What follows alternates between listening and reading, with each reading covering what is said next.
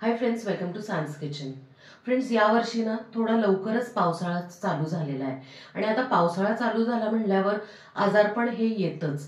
जसं की सर्दी, खोकला, ताप, थंडी वाजते, अंग दुखतं, अशा बऱ्याच गोष्टी किंवा बऱ्याच तक्रारी चालू होतात.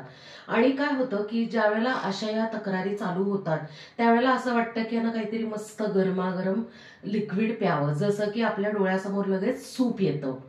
म्हणूनच आज आपण आहे ना सूपची रेसिपी दाखवणार आहोत. ती आहे झटपट 1-5 मिनिटात बनणारं ज्वारीचं सूप.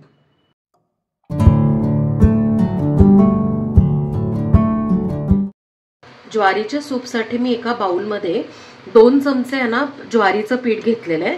आता त्यात ना अगदी थोडं पाणी टाकून आपण आहे ना गुठळ्या काढून घेऊया. गुठळ्या काढून झाल्या. आता काय करायचं, आपण ह्याच्यातनं 1 ग्लास पाणी घालून घेऊया. आता परत एकदा मिक्स करून घेऊयात. आता हे मिक्स झालेलं आहे, आपण बाजूला ठेवून घेऊया. आपण ज्वारीचं सूप करण्यासाठी ना इकडे मी एक कढई ठेवलेली आहे. त्यात 1 चमचा तूप गरम करून घेतले. त्यात आता पाव चमचा जिरे टाकून घेऊया.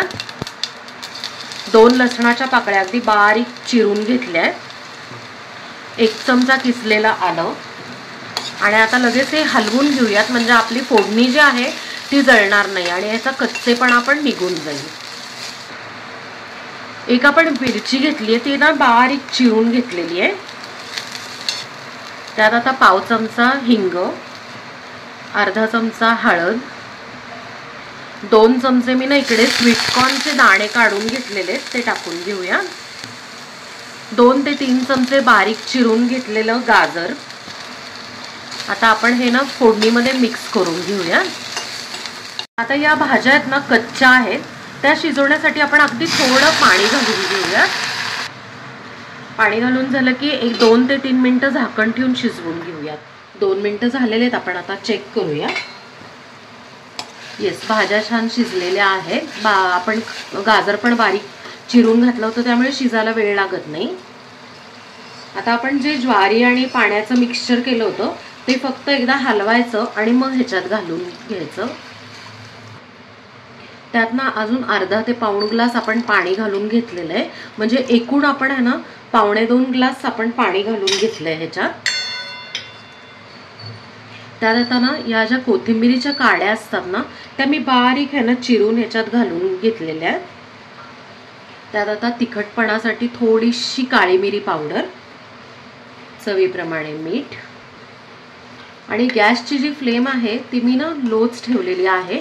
आता काय करायचं आहे की कंटिन्यू हे हलवायचं आहे. कसं आहे की आधी जरी आपण आहे ना गुठळ्या काढून घेतल्या तरी इथे ना ह्याच्यात पीठ शिजताना गुठळ्या होऊ शकतात.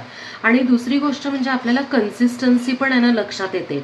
काही जणांना थोडंसं घट्ट लागतं, काही जणांना पातळ लागतं, तर त्याप्रमाणे आपण आहे ना पाणी ॲडजस्ट करू शकतो.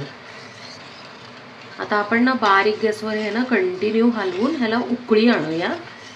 फ्रेंड्स, आपल्या सूपला इतकी मस्त उकळी आली आहे. आता काय करायचंय, अगदी थोडंसं आपण आहे ना लिंबू ह्याच्यात पिळून टाकूया आणि मिक्स करून घेऊयात.